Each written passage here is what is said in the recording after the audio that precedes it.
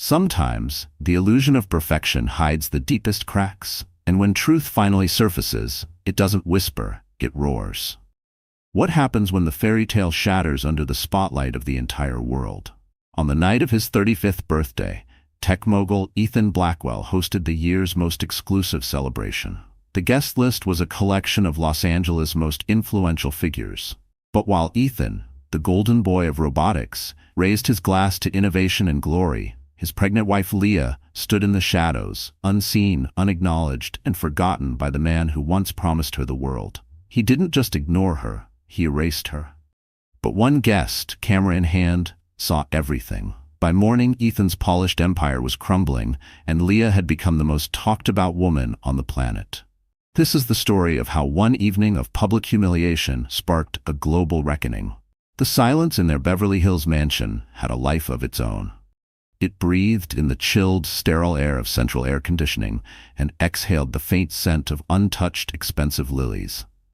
Leah Blackwell, 7 months pregnant and feeling the weight of it in every step and breath, traced the edge of her porcelain teacup. Her reflection shimmered in the mirrored tray beside it, warped, distant, unfamiliar. Outside, the sounds of the city were muffled. Hollywood's usual chaos rendered a quiet murmur inside the fortress of their 12,000-square-foot steel and glass home. But Leah felt detached. This life no longer belonged to her. It belonged to Ethan, her husband. A world wrapped in ambition and algorithms, not love. Their love story had once been the kind that made lifestyle blogs swoon. Leah, a brilliant and passionate cultural anthropologist from a modest but stable Seattle family, had met Ethan at a nonprofit fundraiser. Back then, he was not yet a tech icon, just a fiercely determined founder of a small robotics startup named Synthex. He had pursued her with a laser focus that both disarmed and enchanted her. He had said he loved her mind, how she could find stories in ancient ruins and meaning in forgotten traditions. He made her feel understood, seen. 4 years later, Ethan Blackwell was a titan. Synthex was now a tech giant valued in the tens of billions, and Ethan, its visionary king. His face graced the covers of Forbes and Wired. His name was synonymous with disruption and brilliance. But the man who once looked at her like she was the center of his universe now looked through her, his eyes fixated on a future of IPOs, robotic automation, and digital domination. Leah rested a hand on the swell of her belly, where their son kicked gently beneath layers of silk. This child was supposed to be their reset button, the project that would tether Ethan back to Earth. When she told him she was pregnant, his reaction had flickered briefly with the warmth of the old Ethan. He held her tight, eyes misty with emotion. "A son," he whispered, but the word had felt cold, transactional. More about legacy than love. The warmth vanished almost as quickly as it appeared, replaced by the crushing demands of a new product launch. A secret endeavor he dubbed Project Sentinel. It was going to revolutionize the way defense systems worked. It also hollowed him out, until all that remained was the CEO.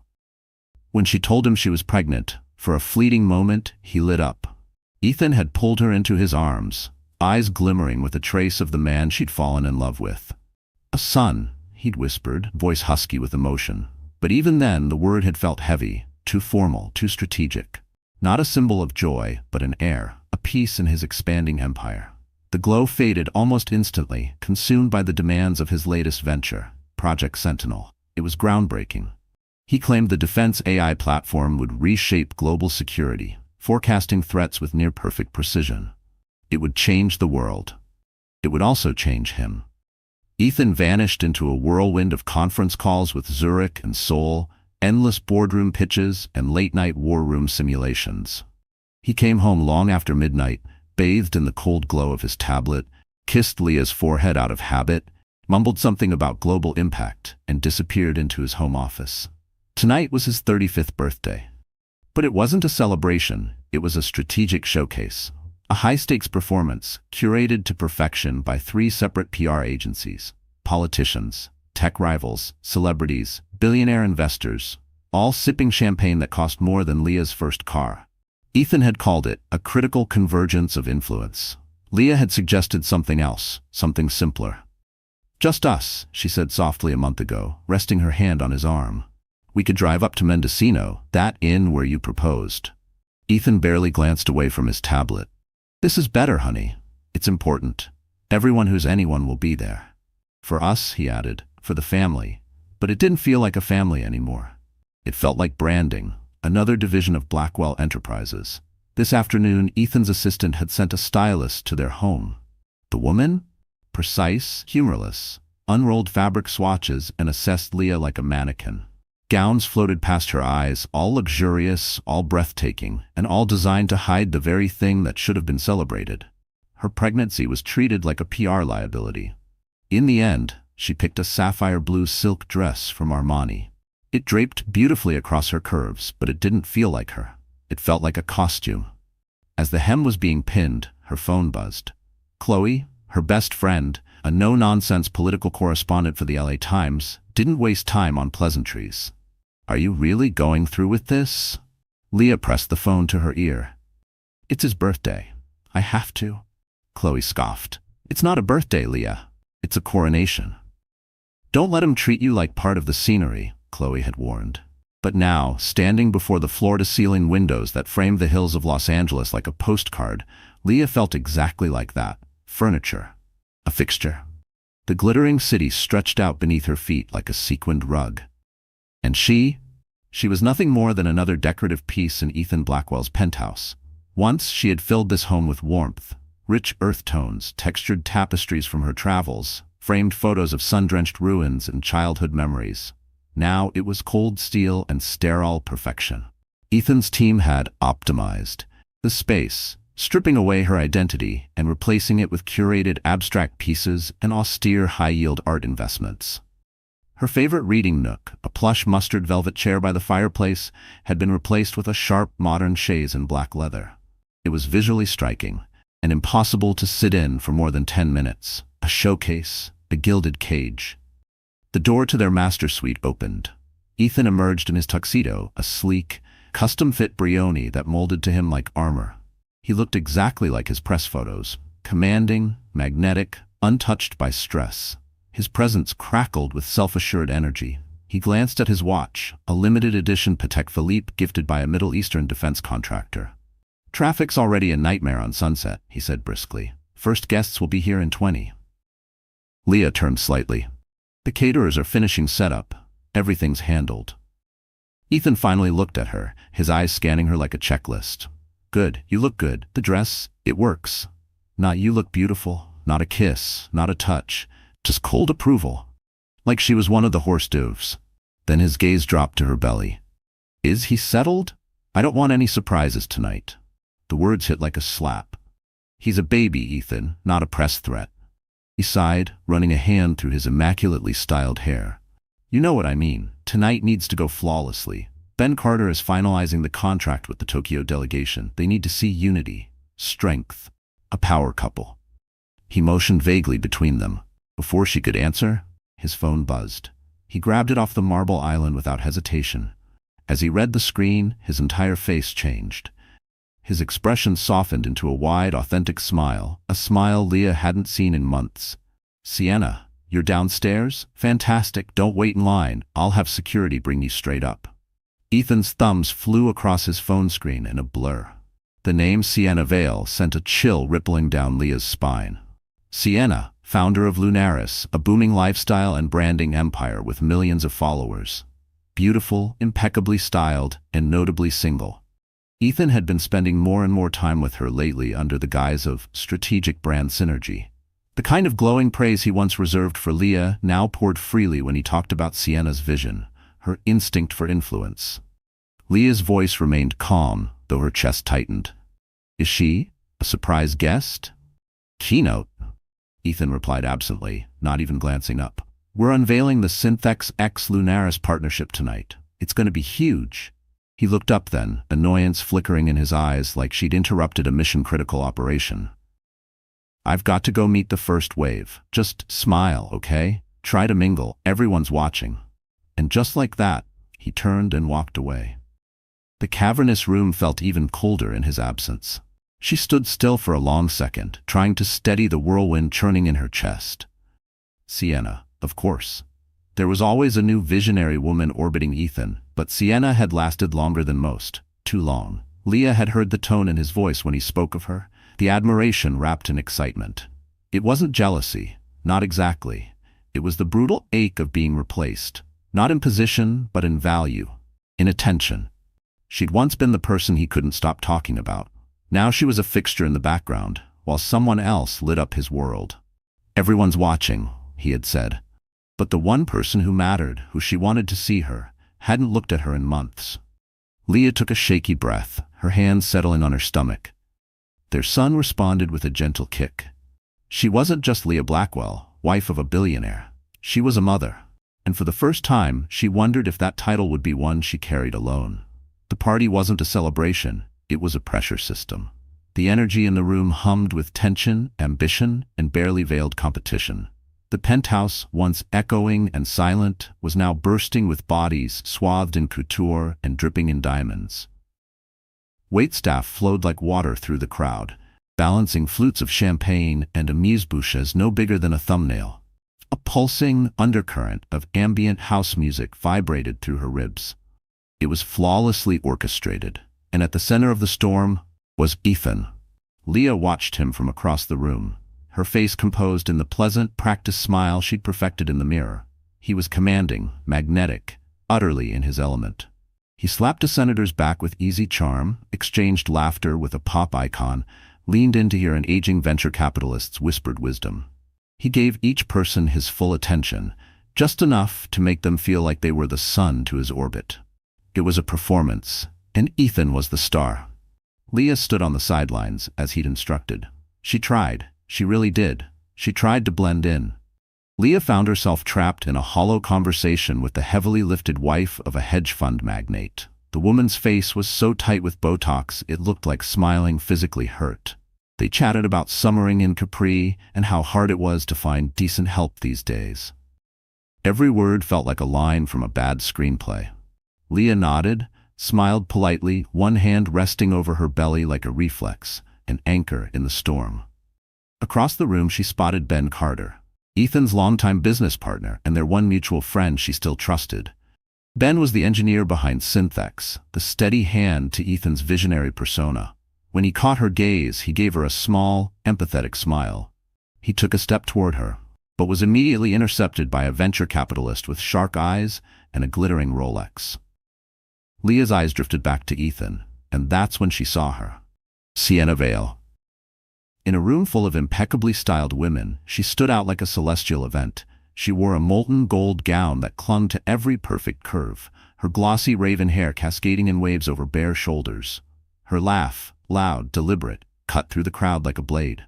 She stood close to Ethan, her hand resting lightly on his forearm in a gesture that screamed intimacy, ownership.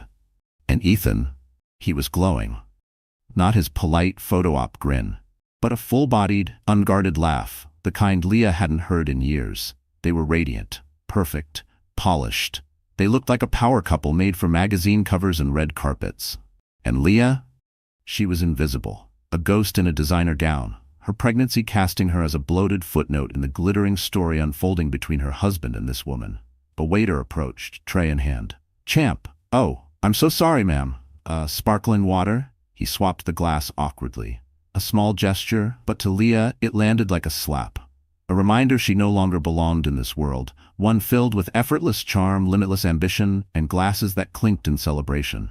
But she had to try. For her child. For the shadow of the man she once loved. She took a breath, straightened her spine, and waded into the sea of silk, velvet, and cologne. "Excuse me," she whispered, weaving between strangers who barely noticed her. Eventually, she reached the epicenter, where Ethan and Sienna reigned supreme. "And that's when I told him," Sienna was saying, her voice dripping with theatrical flair, "if your algorithm can't even figure out which heels I want, how the hell is it going to predict the Dow Jones?" The circle exploded with laughter. Ethan's was the loudest.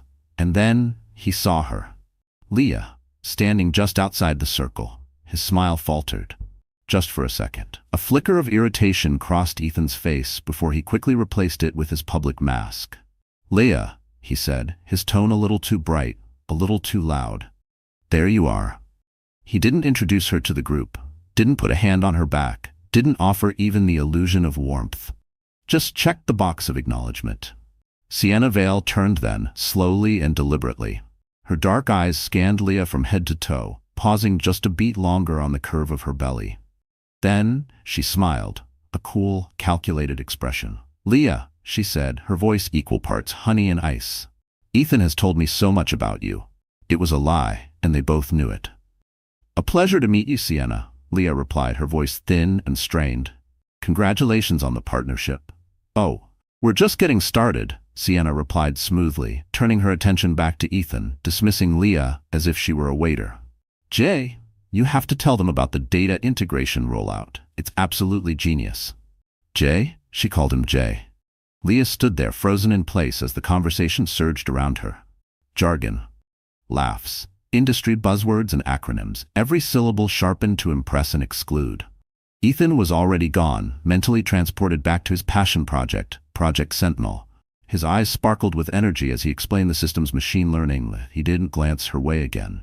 Leah was invisible. A wave of humiliation washed over her, hot and breathless. She backed away slowly, still smiling like it was glued on, until she was engulfed by the crowd. Eventually, she found refuge in a corner near the windows, the cityscape glittering beyond the glass. She stood with her back to the room, breathing in silence. The baby kicked hard, a sharp, urgent prod, as if he too sensed the sting of abandonment. Later, the speeches began. A stage had been erected at one end of the penthouse, and Ben Carter took the mic first. His words were kind, if somewhat cautious, praising Ethan's brilliance, his work ethic, his vision. Then Ethan stepped into the spotlight. The room stilled. He was electric, funny, commanding, inspirational. He spoke of a future shaped by technology, of solving the world's most pressing problems, of data and design, innovation and impact. For a moment, Leah felt that old spark of pride, the awe she used to carry when he talked about changing the world. But then, "Vision means nothing without execution," Ethan said, his voice crisp through the sound system. "And innovation is a team sport." He paused. "And that's why I'm incredibly proud to announce our new strategic partnership with Lunaris and its extraordinary founder, a woman whose clarity and drive rival even her brand's reach." He extended a hand. "Please welcome to the stage, Sienna Vale." The applause was deafening. Sienna Vale glided onto the stage with effortless grace, accepting a kiss on the cheek from Ethan. They stood together under the spotlight, a polished, powerful duo that practically gleamed. "And finally," Ethan said, raising a glass of champagne, "I want to make a toast." He turned to the crowd, voice warm and commanding. "To the future, to new beginnings, to partnerships that will redefine the very fabric of innovation, to Synthex X Lunaris." The room erupted in cheers and clinking glassware. He never mentioned her, not once, not Leah, not their child. On his 35th birthday, in their home, surrounded by their friends, he toasted a future she wasn't part of. He didn't forget her. He erased her, clearly, deliberately, publicly. The final cut came moments later. The music swelled, the lights spun. Laughter surged around her like a wave, and there he was, by the bar. Leah moved before she could second-guess it. Her heart pounded in her chest as she approached him, the sound of blood roaring in her ears. "Ethan," she said, barely louder than a breath. He turned, a whiskey glass in his hand, his eyes glazed with celebration and ego. "Leah, great party, huh? The investors are over the moon." "Your toast," she began, the words catching like thorns in her throat. He waved a dismissive hand. "It's business, sweetheart. You wouldn't get it." "I understand that you didn't mention me," she said quietly, "or your son." His face changed in an instant. The charm vanished. In its place, a hard, calculated glare. "Not now, Leah," he snapped, voice low and sharp. "Don't you dare do this. Not tonight. This is the most important night of my career. Go find a seat, talk to someone's wife. Just don't make a scene." And then, he turned his back on her. Like she was nothing. The music throbbed, the chatter rose, the party pulsed with expensive perfume and artificial light. But all Leah could hear was the sound of something breaking inside her. Her heart, her illusion. It was over. The fairy tale was done. Chloe had been right. She wasn't scenery. She was a liability, an inconvenience. But she wouldn't be managed. Not anymore. Without another word, Leah turned and walked. Not to the shadows, but to the door. Leaving the party felt like breaching the surface of water after nearly drowning. The cool hallway air struck her like a slap, crisp, real, merciful. Behind her, the celebration raged on. But no one noticed her leave. The private elevator descended in silence. Its mirrored walls reflected a woman Leah barely recognized, pale, stunned, adrift in a sapphire gown. Her hands cradled her belly, gently, instinctively. That life inside her felt like the only thing in her world that was still real. As the doors opened into the lobby, George, the longtime doorman, with a kind face and a warm heart, looked up in surprise. "Mrs. Blackwell, is everything all right? Would you like me to bring the car around?" The thought of riding in Ethan's sleek, chauffeured car, driven by Ethan's employee heading back to Ethan's penthouse, made her stomach churn. "No, thank you, George," she said softly, offering the barest of smiles. "I just need some air. I'll catch a cab." She stepped onto Sunset Boulevard. The same city that had looked so distant and artificial from the glass tower now felt comforting, messy, loud, human. The blur of headlights, the hum of strangers' voices, the siren's lonely cry in the distance. All of it was unscripted, unfiltered. It was real. The chill in the air bit at her bare arms, but she welcomed it. It reminded her she was still alive, that this wasn't just a nightmare playing out in the sterile silence of the penthouse. Every breath she took outside was jagged, but it was her own. No longer curated, no longer staged, just breath, just survival. She raised her hand, hailed a yellow cab. Even that, such a small, ordinary act, felt like rebellion, freedom. Sliding into the back seat, she exhaled for the first time in hours. "Where to, ma'am?" the driver asked, meeting her eyes in the rearview mirror. She paused. Where could she go? Not Chloe's. Her friend would fly into a rage on her behalf, and Leah didn't have the energy to be protected tonight. Not her parents' house in Seattle. A late-night arrival would spark panic she wasn't ready to explain. She needed anonymity, space, stillness. A place to remember who she was before all this. Before Ethan. Before the spotlight that turned love into performance and comfort into branding. The Greenwich Hotel, she said. It came to her from a foggy memory, an article she once read about downtown retreats and hidden oases, private, understated, discreet, a place to be forgotten.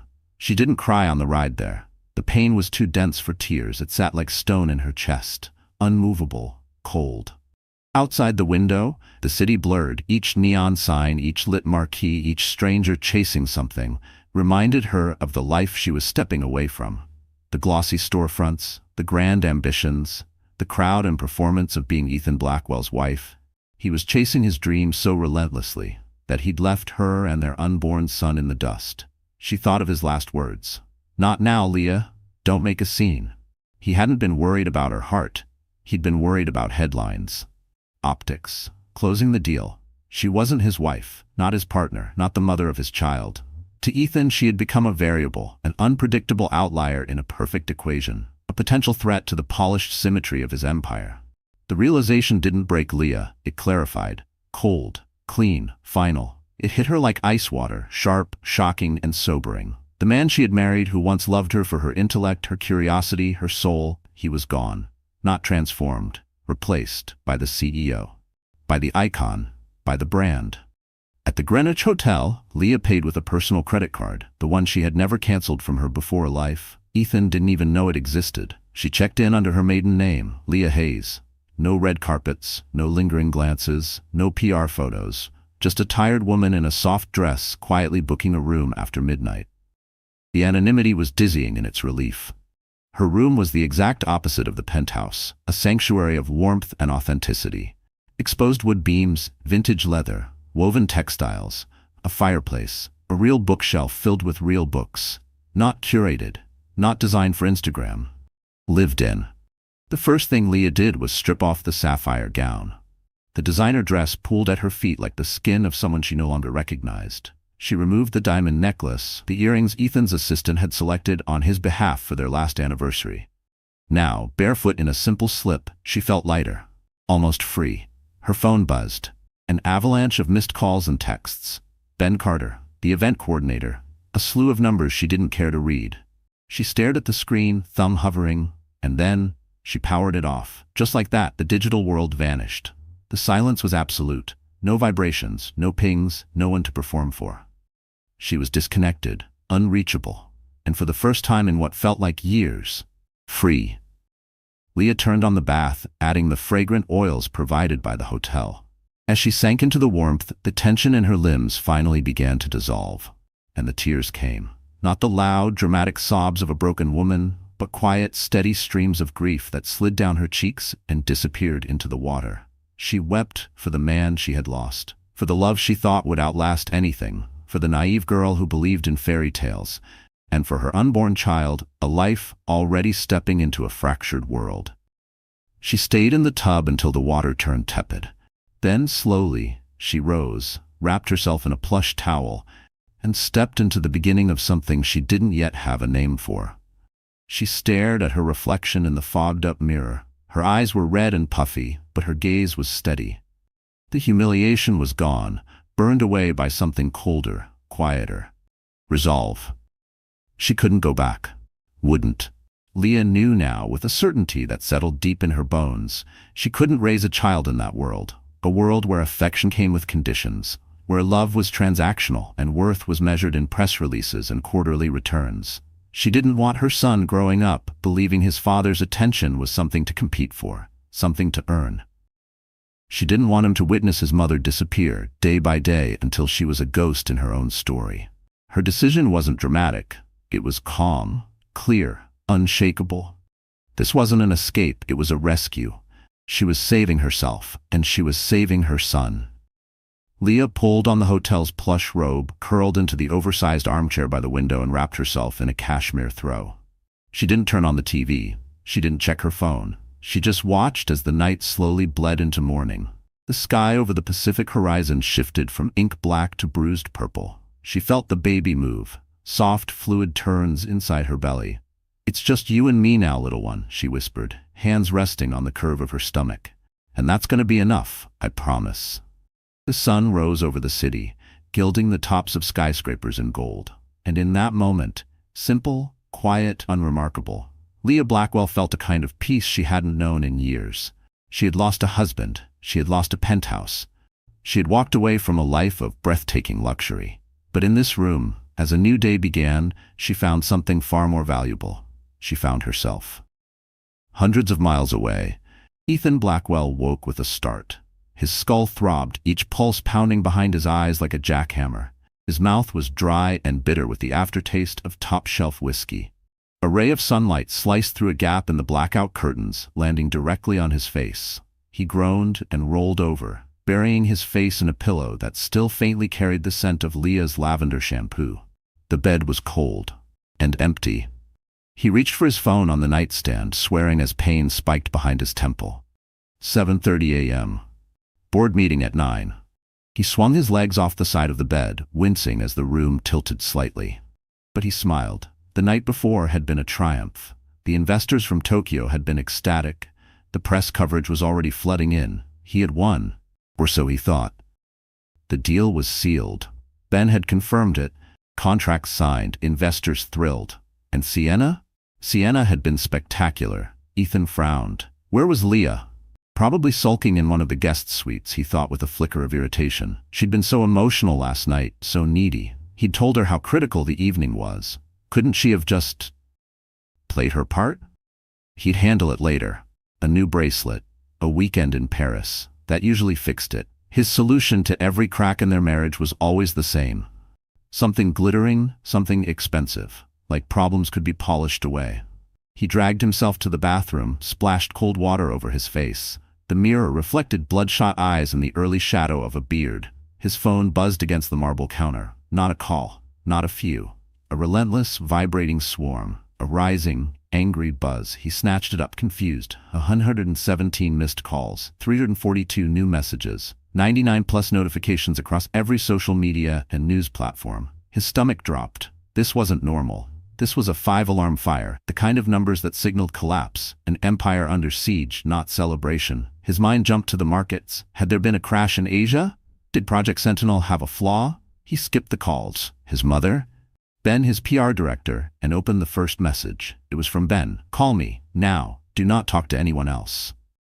Another from Cynthia, his no-nonsense head of PR. "Do not leave the building. Do not tweet. Do not comment. Do not breathe online. We are at DEFCON 1. His heart pounded. What the hell was happening? With shaking fingers, Ethan tapped the Twitter icon, and the world collapsed. "Where is Leah?" the the #1 trending topic worldwide. He couldn't breathe. Underneath it, Ethan Blackwell's Synthex scandal, Sienna Veil, the look. His thumb hovered, then clicked. The first image stopped his heart cold. Not a polished press photo, not a filtered Instagram post. It was a grainy phone snapshot, raw, damning. In the foreground, he and Sienna were laughing, heads close, bathed in golden party light. He was gazing at her with full adoration, hand brushing her arm. They looked magnetic, in love, untouchable. And just behind them, slightly blurred, but unmistakably present, was Leah, pregnant, alone, watching them. She stood alone, one hand resting over her swollen belly. The deep sapphire of her gown cut through the crowd like a spotlight. But it wasn't the color that captured the world. It was her face. Frozen in an unguarded moment, caught not in anger or bitterness, but pure devastation. Leah didn't just look sad. She looked lost, shattered, a ghost haunting the edge of her own life. There was a fragility to the image that pierced the viewer, a silent, aching plea beneath the surface. This wasn't just heartbreak. It was erasure, captured in real time. The contrast was unbearable. In the foreground, Ethan and Sienna, golden and gleaming, laughing like they ruled the world. In the background, Leah, glowing from within, fading from without. The image told an entire story in a single frame. It needed no caption. It needed no explanation. It was truth distilled. The internet responded with a fury usually reserved for war zones and scandal. This picture is worth 1,000 words, and all of them are trash. She's pregnant, and he's grinning with some influencer? Scumbag. That look, that's the face of a woman who just realized she's entirely alone. This isn't just a picture. It's evidence. And everywhere, one hashtag repeated like a drumbeat. Where is Leah? Ethan scrolled frantically. It wasn't just TMZ or Page 6. The New York Times had it on their homepage, a real-time reckoning. Not just gossip, but mainstream outrage. Synthex CEO Ethan Blackwell faces backlash after viral image sparks concern for pregnant wife. Forbes had already dubbed it the look, how one photo sparked a billion-dollar PR crisis. Someone had christened the photo the look, and the name stuck. The narrative was too perfect. The tech billionaire, the influencer mistress, and the invisible pregnant wife. His phone buzzed. Cynthia, he answered, throat dry. Ethan, she said, all warmth stripped from her voice. The tone of a general realizing the fortress was burning. Tell me she's with you. Tell me she's just in another room, and this is all a ridiculous misunderstanding you two are about to laugh about. I don't know where she is, Ethan stammered. Panic began to rise in his chest. She must have gone to a guest suite after the party. He left the master bedroom barefoot, the marble freezing beneath his feet. First guest room, pristine, empty. Second, untouched. Third, nothing. He sprinted to her walk-in closet. The sapphire gown was gone. So was one of her suitcases. Ethan, talk to me, Cynthia barked through the phone. Where is your wife? He stared at the space where her bag had been. She's not here, he said, the words hollow in his mouth. Her suitcase is gone. Her dress is gone. There was a long pause on the other end of the line. Ethan could hear Cynthia exhale, a slow, deliberate drag from what was almost certainly her fourth cigarette of the morning. Okay, she said finally, her voice low and grim. So she's not a hostage. She's a ghost. She sighed. That's worse. Much worse. It means she's in control of the narrative, and right now, the narrative is that you're a monster who drove your pregnant wife out into the night. Ethan's mind scrambled backward. The toast. The way she looked when he told her not to cause a scene. The way he toasted to Sienna. Oh God. Yeah, Cynthia said, voice sharp. Oh God is right.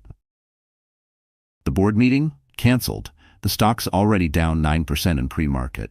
The Japanese investors? They've paused the transfer, brand instability concerns. And Sienna? Ethan whispered. Her publicist released a statement an hour ago, says their relationship is strictly professional and that she's, quote, deeply concerned for Leah's well-being. Cynthia didn't laugh. She didn't need to. She just delivered the kill shot. She threw you under the bus, Ethan. He collapsed onto the edge of the unmade bed, the phone cold against his ear. The penthouse, the crown jewel of his empire, suddenly felt suffocating, accusatory. It was filled with Leah's ghost. What do I do? He whispered. You find her, Cynthia snapped. Her tone was unforgiving.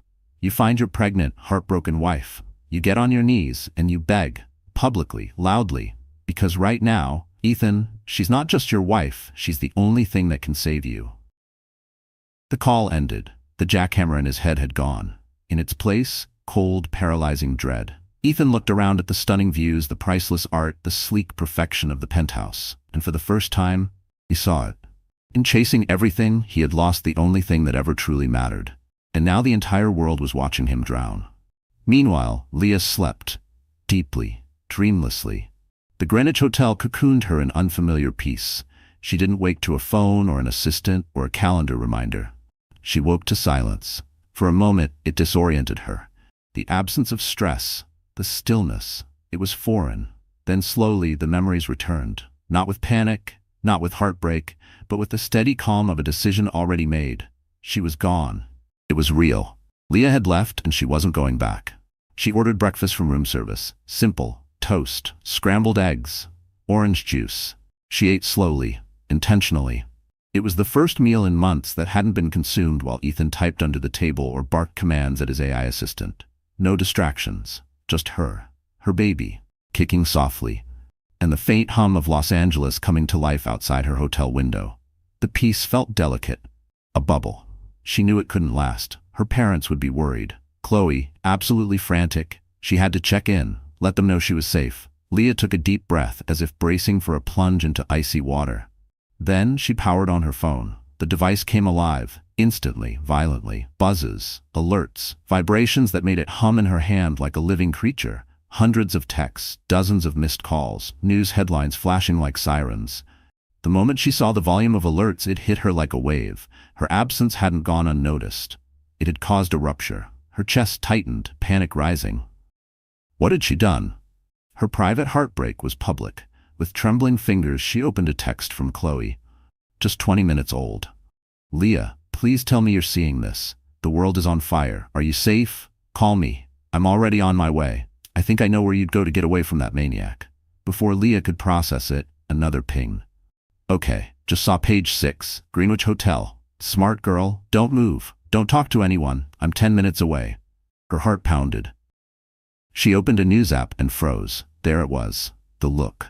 Her own image stared back at her. Not the woman she knew, but the one the world now saw. Tragic, alone, a ghost in a glamorous room. Seeing her heartbreak captured, broadcast for consumption, made her nauseous. This wasn't why she left. She hadn't planned a takedown. She just wanted peace. But as she scrolled, something changed. Yes, there was pity, but more than that, outrage. An entire tidal wave of fury on her behalf. Thousands, mostly women, were telling their own stories. About being ignored. About shrinking to fit into someone else's spotlight. About feeling invisible. They weren't just sympathizing. They were connecting. Her personal pain had become something bigger. A spark. She felt it like a current, buzzing beneath her skin, reverberating through the screen. She wasn't alone in this anymore. Her silence had become their voice. A voice. A reckoning. Every woman knows the look. Standing with Leah Blackwell today. May we all have the courage to walk out of the party. He didn't just ignore his wife. He erased her. But the world had responded with a rallying cry. We refuse to be erased. A strange, powerful feeling bloomed in Leah's chest, displacing fear, dissolving shame. It wasn't rage, it was something cleaner, stronger, empowerment. She wasn't just the sad woman in that photo. She was a symbol.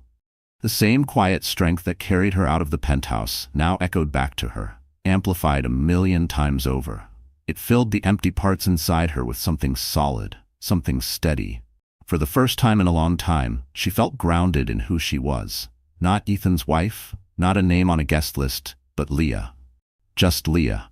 And that was enough. A sharp knock made her jump.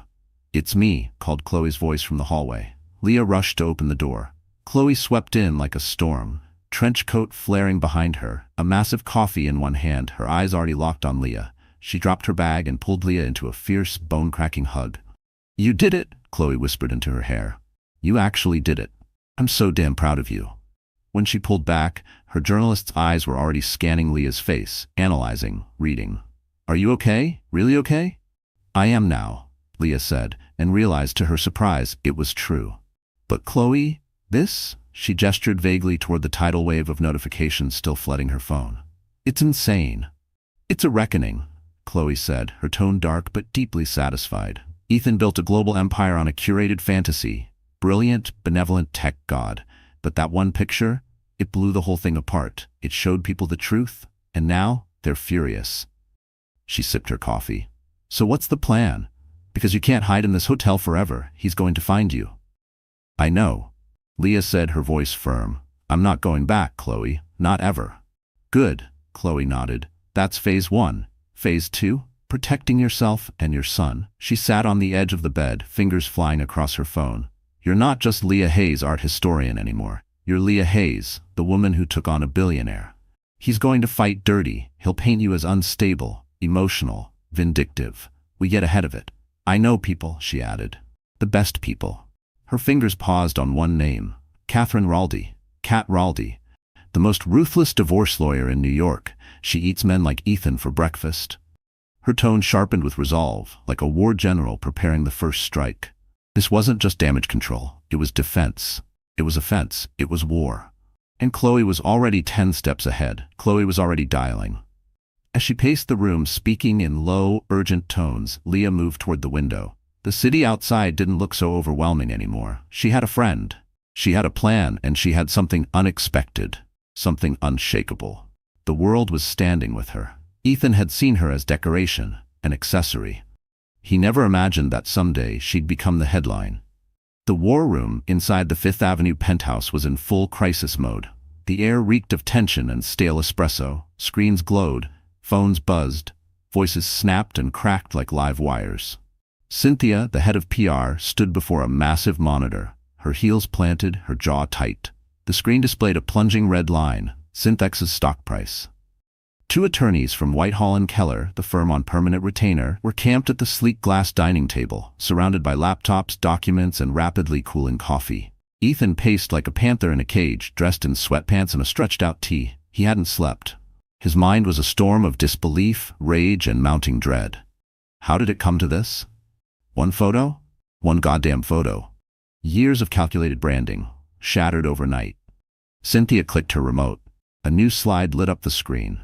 A collage of headlines from every major outlet. He chose the influencer over his pregnant wife. Tech's new villain, Ethan Blackwell, America's most hated billionaire? Zara Vale is not my mistress, Ethan barked, slamming his fist onto the table. She's a business partner. The public doesn't care about the truth, Cynthia shot back. They care about the story.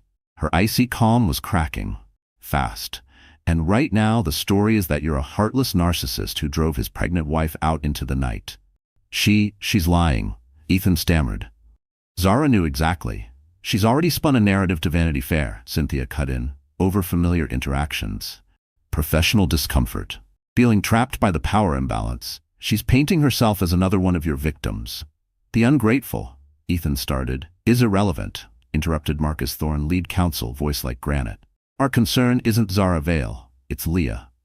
We need a joint statement, photos, a story, something about the pressures of public life. We need a united front. Ethan's voice rose, raw and fraying.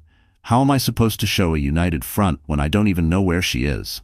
He turned toward Ari, his security chief, a former Mossad agent with eyes like stone. Anything? We're tracking the cab she took, Ari said, eyes glued to his tablet. Partial plate matched in the TLC system. We're flagging activity on all her known credit cards. Still nothing. The private elevator dinged. Doors opened. Ben Carter stepped out. His face was pale, eyes sunken, shoulders heavy with exhaustion and something worse, disappointment. Ben walked past the lawyers and the PR strategists and stopped directly in front of Ethan. I tried calling you all night, he said, his voice low, heavy. I was busy, Ethan snapped. I was putting out the fire. Ben let out a short, bitter laugh. The fire, Ethan? You lit the match. I stood on that stage and praised your vision, and 5 minutes later you burned it all to the ground. Not just the company, us, your family. Don't you dare lecture me about my family, Ethan seethed. Why not? Ben shot back, voice rising. No one else has. I was there when you met her. You were different then. You cared about her thoughts, you listened to her. When was the last time you asked her about her museum exhibit? Do you even know what it's about? Do you know she's terrified of giving birth? That she's been having nightmares? Or were you too busy changing the world to notice hers was falling apart? Each word landed like a punch. Ethan's chest felt hollow, as if the floor dropped beneath him. Guilt, cold and hollow, pooled in his gut, mixing with a shock he wasn't expecting. For the first time, the weight of his negligence felt real, not as a vague ache, but as a seismic shift ripping through him. Ethan stared at Ben, a cold, sick realization pooling in his gut he didn't know. Not about the nightmares, not about the exhibit, not about any of it. He'd been so focused on the empire he was building, he hadn't seen the life he was neglecting. Then Ari's voice cut through the silence. "We found her." Every head turned. "She checked into the Greenwich Hotel around midnight," Ari said. "Used a credit card under her maiden name, Hayes. One we didn't know about, not linked to any joint accounts."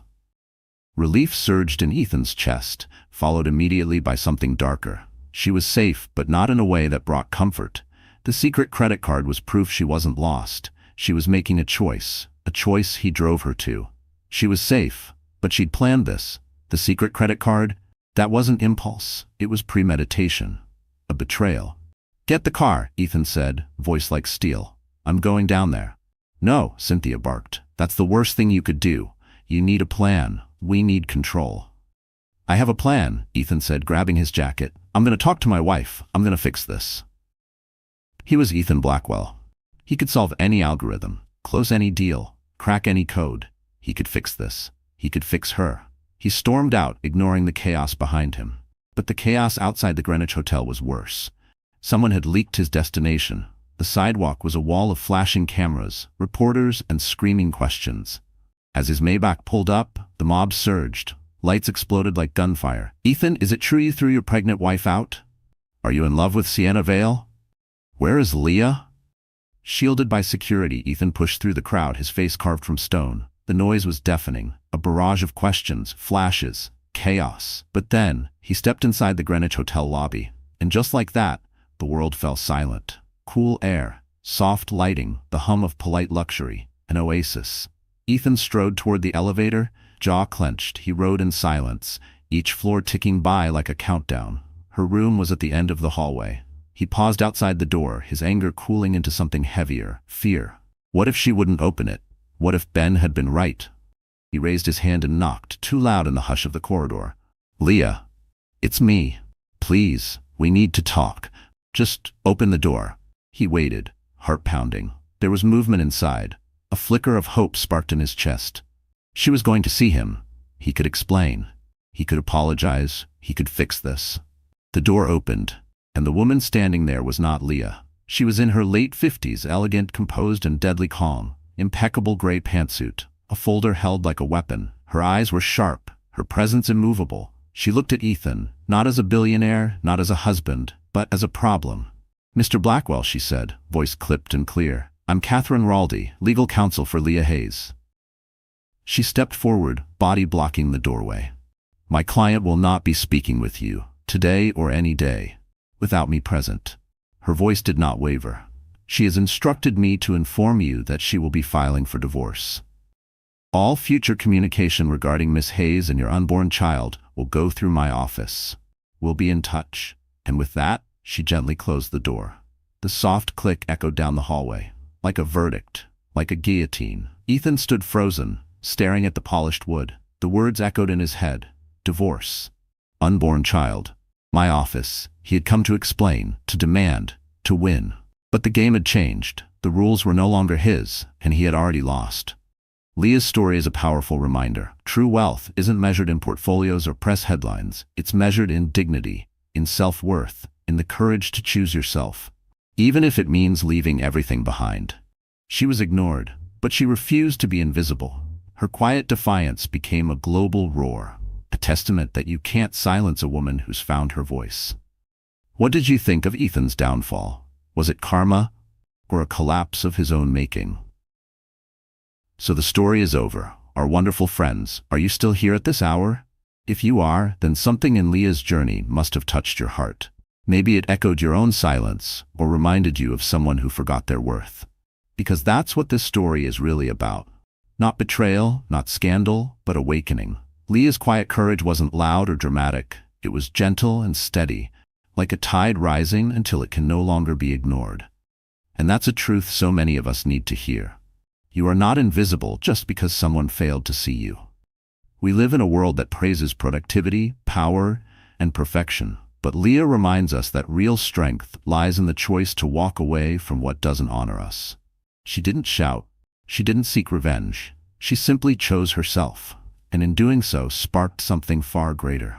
Her story carries a message for every woman and every man who's ever felt like background noise in someone else's spotlight. You are the main character of your life. Not a prop, not a liability, not a footnote.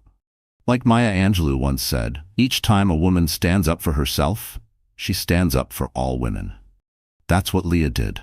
And that's what each of us can do in our own quiet ways. So if this story resonated with you, if it reminded you of your strength or someone else's, please give it a like. Share it with someone who needs to be reminded they are worth more than neglect. And subscribe to this channel. There are more stories to tell, more voices to lift, more hearts to heal. Click the bell icon. Stay with us, because the next story might just be yours.